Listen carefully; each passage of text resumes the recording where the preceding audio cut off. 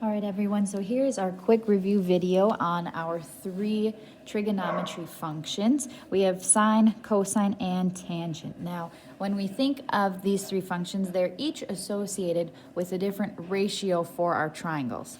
The sine of any angle should be equal to the ratio of the opposite side to the hypotenuse.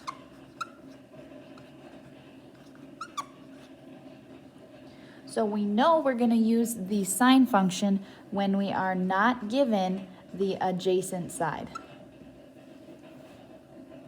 We know cosine is the ratio of our adjacent to our hypotenuse.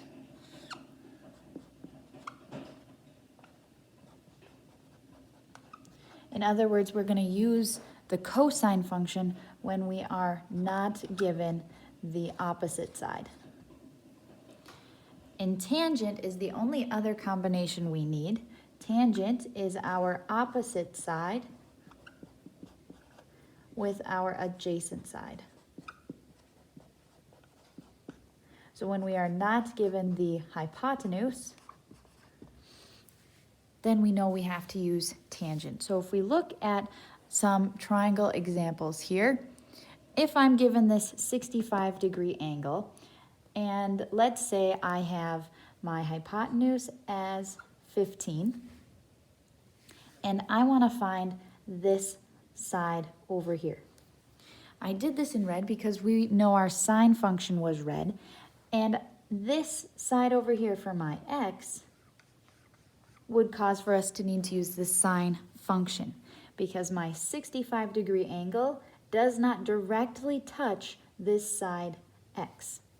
So I could draw an arrow to it because it is across. It is the opposite side to my angle. Now for cosine though, that uses the adjacent side. And adjacent means that we are directly touching this angle. Now remember, our angles that we're talking about are always going to be touching the hypotenuse. And because the hypotenuse is a special side of our triangle, that does not count as the adjacent side. So our cosine function we could think of as 15 and our adjacent side x. For tangent though, we wouldn't have been given our hypotenuse, we would have been given one of these other sides. So let's say we were given this one here. If this was known to be 10, then we would need to use x as our opposite side and write our ratio that way. Similarly, if we were to look at our triangle and try to find an angle, now that's saying that I was given the different sides of my triangle. So that would mean that if x is my angle here, I'd first need to figure out which side is the hypotenuse because this one's laying a little bit differently. Well, this long side here is opposite of my 90-degree angle. So this side would be my hypotenuse. Since we have the hypotenuse labeled, let's say what the opposite and adjacent sides would be to this angle x here. Well, the opposite side has to be the one that doesn't touch it. So if I draw my angle ray, I see that this ray touches both this side and my hypotenuse. That means the side that it doesn't touch is this side over here. So this would be my opposite side.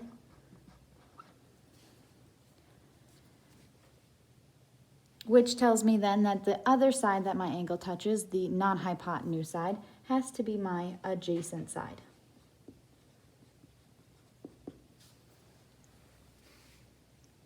Now let's actually practice doing a couple of examples with this. Let's say that I am trying to figure out what x would be with my angle of 65 and a side of 10. Well, we said that this was already set up to use our tangent function. So that tells me that I am going to write this as tangent of my angle, which is 65, is equal to our tangent function, which we said is opposite over adjacent. And our opposite side is x, so x over 10. Well, to solve for x, we would need to get x by itself. In other words, we need to multiply both sides by 10. So I have 10 tan of 65 equals x. So I can't do this anymore on my own. I'm going to need to use my calculator. So on my calculator, I would type in exactly as it comes up, 10 tan of 65. And I get 21. Now I'm just gonna double check and make sure my calculator is in degree mode. You can make sure that it is by using this mode function here, which means that that should be the correct answer for x. X would be 21. And we're going to round to the nearest 10, so we'll say 21.4.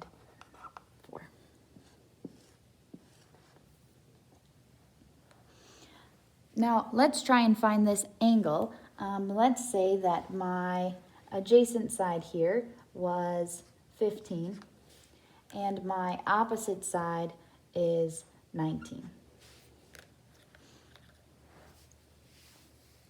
Well, if I'm using adjacent and opposite, again, I'm going to have to use that tangent function. So tangent of my angle x equals my opposite, 19, over my adjacent, 15. Now, because these trig functions are just functions, we can use the inverse notation to get x by itself. So tangent inverse, and what we do to one side, we have to do to the other. Tangent inverse. So now we would have x equals tangent inverse of 19 over 15. And again, we're going to need our calculator to find that. So instead of using just tangent this time, we have to do second tangent to get that little tan to the negative 1. And 19 divided by 15 in my parentheses, and I get 51.7.